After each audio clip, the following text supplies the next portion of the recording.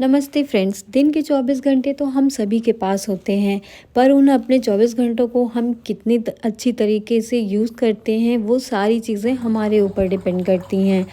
तो अपने इस टाइम को बहुत ज़्यादा प्रोडक्टिव बनाने के लिए, उसको पीसफुल बनाने के लिए हम क्या करते हैं, दिन भर अपने काम को कैसे मैनेज करते हैं, ये सारी चीज़ें हमारे ऊपर ही डिपेंड करती हैं। तो अपने हर काम को अच्छे से मैनेज करके ही मैं अपने डेली रूटीन को बहुत ही पीसफुल बनाती हूँ। तो इसके लिए सबसे इम्पोर्टेंट होता है मॉर्निंग में टाइम से उठना, ताकि पूरा दिन हमारा अच्छे से मैनेज रहे। अगर हम मॉर्निंग में देर से उठते हैं, टाइमली नहीं उठते हैं, तो पूरा दिन काम की हड़बड़ी और किचकिच की वजह से पूरा दिन हम डिस्टर्ब रहते हैं।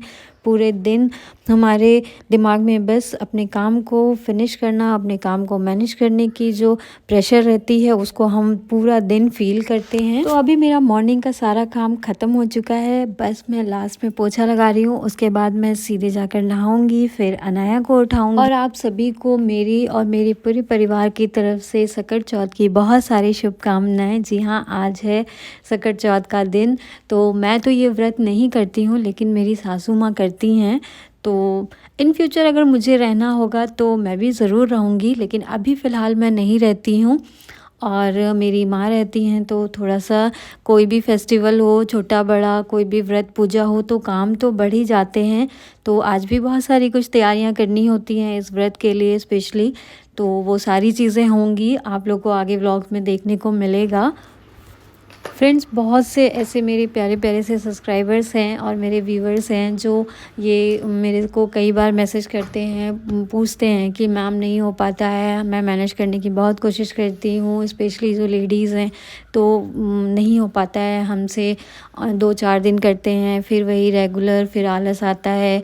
तो इसके लिए क्या कर सकते हैं? तो देखिए, मैं इसके लिए यही बोलूँगी कि आप लोग को बहुत ज़्यादा इन सारी चीज़ों को अपने बर्डन नहीं बनाना है, बहुत ज़्यादा पैनिक नहीं होना है इन छोटी छोटी चीज़ों को लेकर। ये कोई भी चीज़ ऐसी नहीं है जिसको आप औरतें या मैनेज नहीं कर सकती हैं। ये बहुत ही छोटी चीज़ है, बस उसमें रेगुलरिटी और पंक्चुअलिटी होनी चाहिए। थोड़ा सा खुद के लिए मोटिवेशन लाना पड़ेगा अपने को और अपनी फैमिली के लिए। अगर आप चाहते हैं कि आपकी फैमिली का, आपका रूटीन जो है वो अच्छे से बन जाए, सारी चीज़ें बहुत अच्छे से मैनेज हो। और एक बात और है, बहुत से व्यूवर्स मेरे से ये भी पूछते हैं कि मतलब मैं तो पंक्चुअल रहती हूँ, मैं अपनी चीज़ें करती हूँ, बट और लोग घर वाले नहीं समझते हैं, नहीं करते हैं। तो देखिए, हम अपनी आदतें सुधार सकते हैं, हम दूसरों को नहीं सुधार सकते हैं।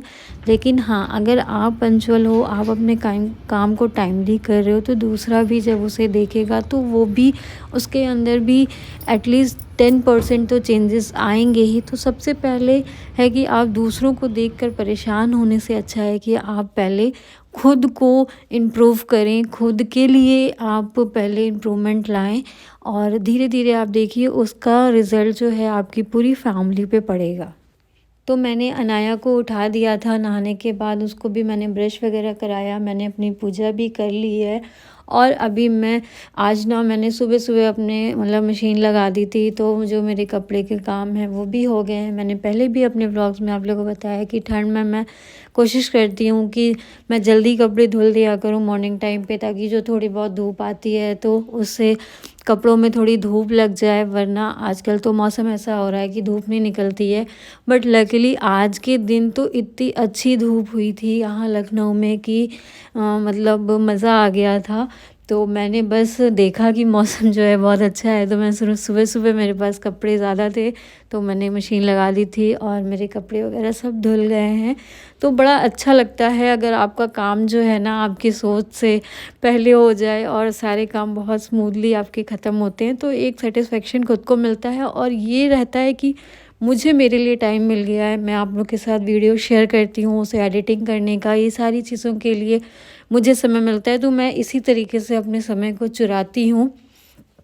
और मेरी पूजा वगैरह भी हो गई है, और देखिए कितनी अच्छी धूप आ रही है मेरी बालकनी में। बड़ा अच्छा लग रहा था काफ़ी, मतलब मुझे लगता है 5-6 दिन बाद इतनी अच्छी धूप हुई थी। तो बहुत अच्छा लग रहा था मुझे। तो जब भी धूप होती है अच्छी ठंड में तो मैं अपने डोर्स वगैरह जो हैं उनको थोड़ा ओपन कर देती हूँ, कर्टन्स वगैरह साइड कर देती हूँ, जिससे जो धूप है थोड़ा घर के अंदर आती है और जिससे जो एटमॉस्फेयर है वो थोड़ा गर्म होता है और एक पॉजिटिविटी भी आती है घर के अंदर सूरज के साथ। और ये मैंने कपड़े वगैरह सब अपने निकाल के रखे हैं प्रेस करने के लिए, कुछ देने हैं और कुछ कपड़े जो सूखे हुए थे उनको मैंने भी तय करके रखा था। तो बस मैं इसको फटाफट इनको जहाँ रखना है, जैसे अलमीरा में लगाना है, वो सारी चीज़ें मैं करूँगी। और अनाया को मैंने कर दिया है बिल्कुल रेडी।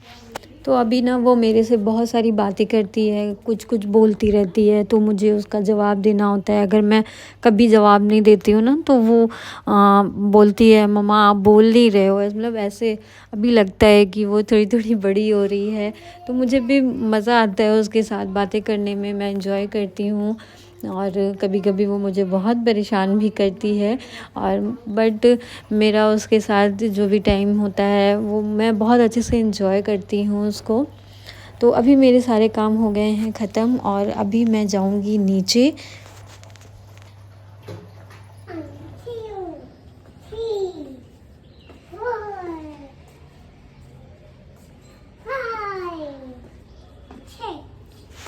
तो अनाया ना काउंटिंग करते हुए ऐसे नीचे उतरती है। और अब मैं नीचे आ गई थी तो माँ ने भी सब नीचे धुलाई वगैरह कर रखी थी, क्योंकि आज पूजा है तो साफ़ सफाई भी बहुत करनी पड़ती है। उसके बाद हम लोगों ने नाश्ता वगैरह किया और मैं फिर खाने में लग गई। जो भी खाना वगैरह मुझे बनाना था वो मैंने अपना बनाया ताकि किचन जो है वो थोड़ी देर के लिए खाली कर सकें, क्योंकि माँ को प्रसाद वगैरह बनाना रहता है। इसमें तिल के लड्डू, लैया, वो सारी चीज़ें बनती हैं जो प्रसाद में चढ़ती हैं शाम के समय पूजा में। इसकी पूजा माँ तो वैसे 7-8 बजे तक करती हैं रात में। तो बस मैंने भी अपना सारा किचन का काम ख़त्म किया। मैं ज़्यादा चीज़ें शेयर नहीं कर रही हूँ क्योंकि काम बहुत था मुझे, तो इस वजह से बस मैं थोड़ी बहुत चीज़ें आप लोग के साथ शेयर कर रही हूँ। और तो मैंने भी अपना सारा काम ख़त्म किया। और आज ना मतलब जो हमारी मेड हैं जो बर्तन धुलने आती हैं उनका भी फास्ट था तो वो भी नहीं आई थी, तो थोड़ा सा काम मेरे लिए और बढ़ गया था क्योंकि मुझे बर्तन वगैरह भी धुलने थे।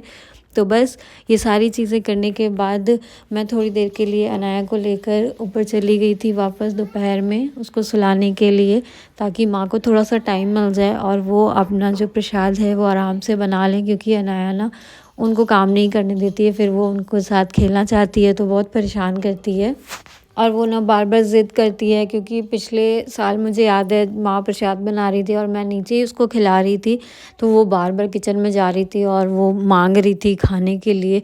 उस समय तो उसको उतना पता भी नहीं था और छोटी थी वो, बट इस समय तो मुझे लगता है ज़्यादा बदमाशी करेगी, इसलिए मैंने पहले ही माँ से बोला था कि आप जब बनाएंगी प्रसाद तो मैं चली जाऊँगी ऊपर उसको लेकर। तो वही सारी चीज़ें जो भी हैं काम उसको बस इसी तरीके से मैनेज करते हैं बच्चों के हिसाब से। तो सारा काम ख़त्म करने के बाद मैं अनाया को लेकर ऊपर चली गई थी ताकि माँ प्रसाद बना लें। उसके बाद शाम में जो चीज़ें थी खाना वगैरह वो सब मैं आकर मैंने आज जल्दी बनाया था और फिर मैं रेडी होकर वापस से नीचे गई। मैं व्रत नहीं रहती हूँ, लेकिन मैं शुरू से माँ के साथ जो जितना मेरे से हो पाता है मैं उनकी हेल्प कर देती हूँ और जो माँ बोलती हैं और मैं उनके साथ हमेशा हर साल बैठ के कथा सुनती हूँ। तो मुझे अच्छा लगता है उनके साथ बैठना और जो भी हमारे रिचुअल्स हैं उनको कैसे करते हैं, क्या चीज़ें हैं, बहुत सी चीज़ें सीखने को मिलती हैं, तो मुझे भी अच्छा लगता है। और बस सभी लोगों ने बैठकर हम लोगों ने कथा सुनी, माँ के साथ पूजा की। और अनाया को तो बस लड्डू खाने थे, वो बहुत ज़िद कर रही थी, बार बार मांग रही थी उनसे।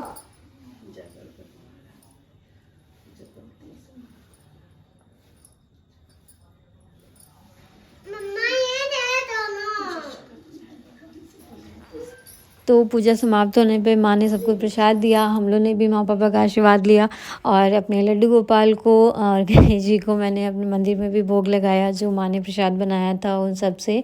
और तो इस तरीके से आज का जो मेरा दिन है वो निकला। तो आई होप आप लोग को व्लॉग पसंद आया होगा। पसंद आया तो लाइक करें, शेयर करें अपने फैमिली मेम्बर्स के साथ और कमेंट ज़रूर करें कि आपको व्लॉग कैसा लगा। Thanks for watching this video. Bye bye and take care. मिलते हैं फिर।